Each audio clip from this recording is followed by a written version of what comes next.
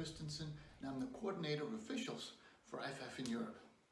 This is the training tape, the bullet training tape for referees on punts in crews of 5, 6, 7, and 8.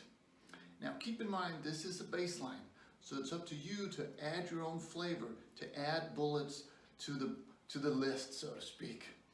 And with that said, I hope you enjoy it, and I hope you find it useful.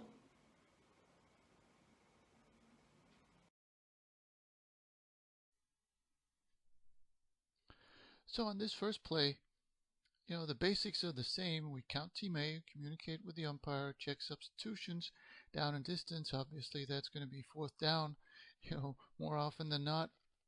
And then we check the formation, obviously. Now, this is not a typical punt formation, but we still have to know what the formation is and where our tackle is and what we're doing, in case there's a tight end and that kind of stuff. And then, of course, the snap goes and he kicks the ball. So now we know we're into a punt formation or a punt situation. So we switch automatically to, initially we're looking at blocks, and then we want to make sure that the kicker is okay and the ball is away.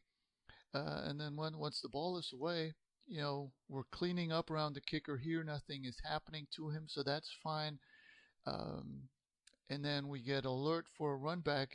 And right now we're just kind of looking, again, anything between us and the ball, anything of interest between us and the ball is a wide angle cleanup. And here we don't have a run back, so as soon as the ball dies, stop the clock, which is what the referee does there. Well done. A dead ball coverage, we're still covering the same area. Now it's just called dead ball coverage instead of cleanup. And then obviously the result of the play is important, so that we have to be able to show that it's actually that the receiving team is actually going to come on and play offense now. And then once we get down there, make sure that the crew is ready before we can signal ready for play for the next down.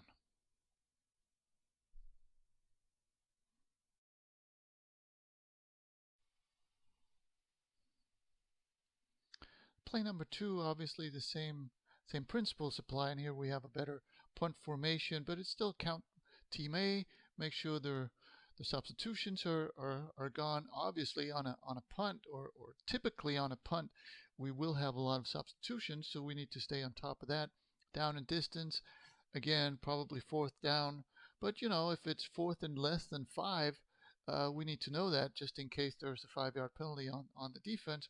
And then again, we're looking at the formation here. As I said, this is more of a standard punt formation, so that we know that, and this is most likely going to be a punt.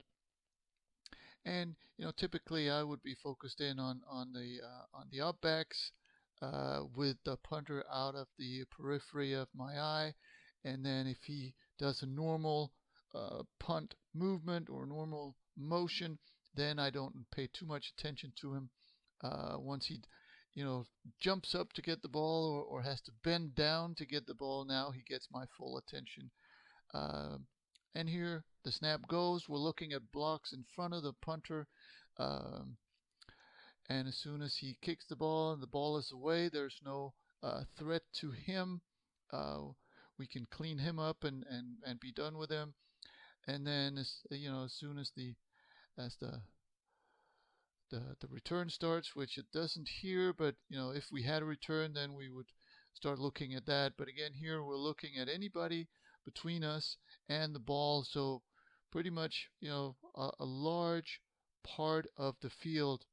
Since we're on the field, we're looking inside out, but we're looking at any place, anywhere where opposing players are close to each other. And as soon as the ball dies, we go from cleanup to dead ball officiating, again with the wide area or wide angle, making sure that we know the result of the play, that the receiving team is actually going to get the ball, and then we need to make sure that the crew is ready for the next play before we can move on with the ready for play.